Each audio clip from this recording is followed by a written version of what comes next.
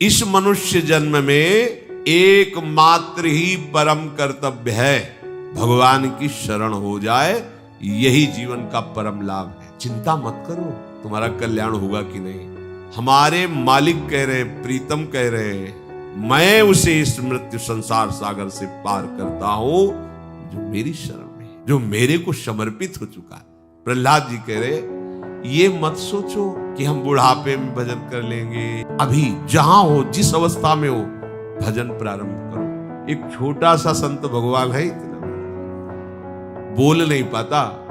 महाराज जी आज 5000 राधा नाम जप करके आए, देखो इसमें महाराज जी हमने 4 श्लोक सुधा निधि की याद की। इनको तुम साधारण बालकों में गिनोगे? एक इतने कपड़े का अचला बांधे, लंगोटी बांधे, मंजीरा करताल ली, आप इनको साधारण जीव मान रहे हो? ये बाल्यावस्था से भजन मार्ग में चलने वाले उपासक जो है, ये विशेष कृपा पात्र है। इसी स्वभाव के बल से हम कहते हैं तुम चिंता मत करो। ऐसे जो करते हैं ना, चिंता मत करो भगवत प्राप्ति निश्चित होगी, अपने बल से थोड़ी, उनके स्वभाव के बल से।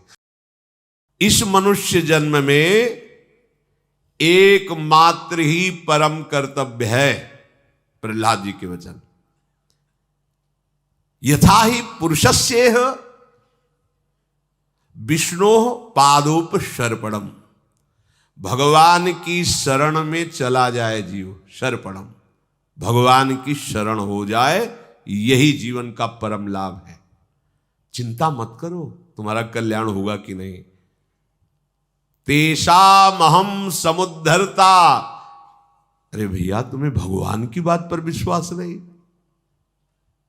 अब फिर जब विश्वास ही नहीं तो फिर कोई बात ही नहीं है इसके आगे।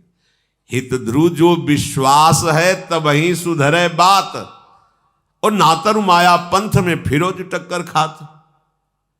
हमारे मालिक कह रहे, प्रीतम कह रहे, हृदयेश्वर कह रहे, तेषामहं समुद्धरता मृत्यु संसार सागरात्, मैं उसे इस मृत्यु संसार सागर से पार करता हूं जो मेरी शरण में है, जो मेरे को समर्पित हो चुका है।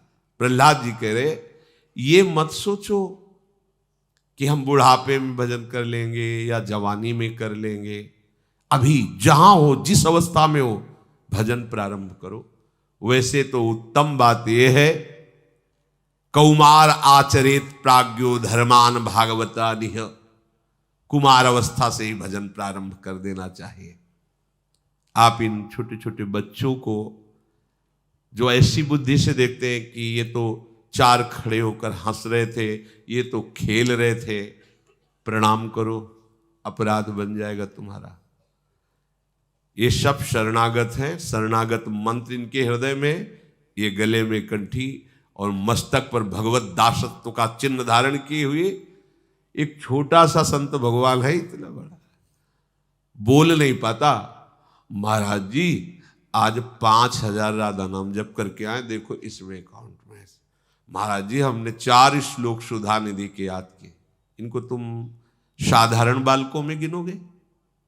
एक इतने कपड़े का अचला बांधे, लंगोटी बांधे, मंजीरा करताल ली, आप इनको साधारण जीव मान रहे हो? तुम वो सो गए तो तुम उनको साधारण मान रहे हो? वो हंस रहे, खेल रहे। इसीलिए हम कहते हैं मानुषिक बुद्धि का त्याग करके संत सभा में जाना चाहिए। तुम मानुषिक बुद्धि से देखोगे नहीं चल पाए, तुम्हारा जीवन व्यतीत हो जा रहा है 10 मिनट बैठकर राधा नाम नहीं। ये जब चलना भी नहीं जानते तभी सरज में खेल रहे। जिनके हृदय में अभी पता ही नहीं कि मैं कौन हूं, संसार कौन है, वो गा रहे हैं हमारे माई श्यामा जी को राज। वो पूरी सुधा निधि पढ़ रहे जो कभी श्लोक नहीं गाया, कभी स्कूल नहीं गए। इनको तुम साधारण गिनती में गिन रहे हो। प्रभु बहुत कृपा करके हमें सौभाग्य दिया है, इसमें मत बदलो। अरे काल के बच्चे हैं, लंगोटी लगा लिए, तिलक लगा लिए तो क्या, यही तो भ्रम हिरण्यकश्यप को भी हो गया कि काल का बच्चा प्रहलाद है। ये क्या ऐसी तपस्या की हिरण्यकश्यप ने, ब्रह्मा जी को आश्चर्य हो रहा था, और एक 5 वर्ष के बालक ने धज्जियां उड़ा दी ऐसे तपस्वी की है। कितना बड़ा आश्रय में बल है, देखो ना, ये आश्रित बच्चे हैं, तभी कभी कभी आवेश में कह देते तुम अभी समझते क्या हो। देखो भगवान को विराट स्वरूप दिखाने की जरूरत नहीं थी अर्जुन को, पर मित्र है ना, हे कृष्ण हे सखे ऐसी बात कर रहे मित्र, भगवान समझा रहे देख मैं कौन हूं, कि मेरी बातें ही केवल नहीं, देख मैं कौन हूं। विराट रूप कांप गए अर्जुन, ऐसे कांप रहे थे ऐसे अर्जुन जिनके गले में हाथ डाल के विनोद करते थे ना श्री कृष्ण से। जब विराट रूप दिखा तो अर्जुन जैसा महाबली कांप गया, दिशाओं का ज्ञान जाता रहा, आंखों के सामने अंधकार छा गया। तुमादिदेवः पुरुषा पुराणा तुमस्य विश्वस्य परम निधानम वेत्तास्य वेद्यम परमं च धाम त्वया ततं विश्वमनंत रूपम वायुर्मग्निर्वरुणा शशांका प्रजापतिस्त्वं प्रपितामहश्च नमो नमस्तेस्तु शास्त्रकृत नमो नमो। क्यों दिखाया विराट कि तू देख मैं तेरा यार ही नहीं हूं। देख ये भीष्म पे जैसे लौंग इलायची फंसी होती ना, ऐसे ही बड़े बड़े महावीर दांतों में दिखा, देख ये फंसे हैं, मैं चबा रहा हूं इनको, मैं महाकाल हूं। कांप गए।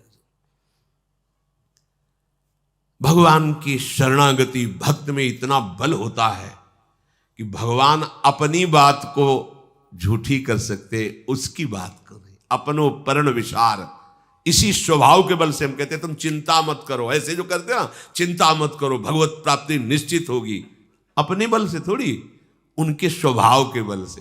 कि हमारे मालिक ऐसे करुणामय, ऐसे स्वभाव वाले, बिल्कुल निष्फिक्र हो जाओ। छोटे छोटे बच्चे आते हैं इधर खेलते उधर, तुम्हें खेलना दिखाई देता है? समय है 4:15, बैठे हैं जगे हुए। तुम्हारे बच्चे 8 बजे जगाए नहीं जगते, हमारे बच्चे 3 बजे से इतने इतने बड़े हैं, मुंह धो के रज लगा के नहा धो के बैठ।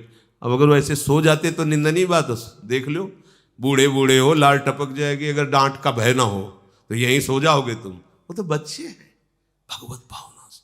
कौमार आचरित प्राज्ञो, इन पर विशेष कृपा होगी।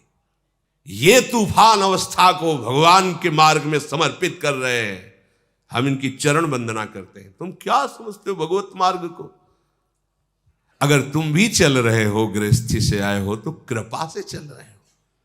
हर उपासक को यह ध्यान रखना चाहिए कि आप केवल कृपा के टिके, अगर ऐसे कृपा का आधार हट जाए तो धम्म से वहीं गिर जाओगे जहां थे उससे नीचे। कभी अहम मत करो। पर विशेष प्यार भगवान का उनके ऊपर होता है जो बाल्यावस्था से भगवत मार्ग में चलते हैं। सब भगवान के प्यारे हैं, पर विशेष प्यार भगवान का उदय होता। पूज्यपाद शिवड़िया बाबा की बात, भगवान नाराज होते हैं उनके ऊपर जो उनकी आज्ञा का उल्लंघन करते हैं, पर जो शास्त्र का ज्ञान रखते हुए और धर्म में चलने की चेष्टा करते हुए, दिखावा करके और फिर अधर्म करते हैं, भगवान उन पर ज्यादा नाराज होते हैं। भगवान उस पर विशेष कृपा करते हैं जो भजन करता है, पर जो बाल्यावस्था से भजन करता है भगवान उस पर बिक जाते हैं। पूज्यपाद शिवड़िया बाबा की बात।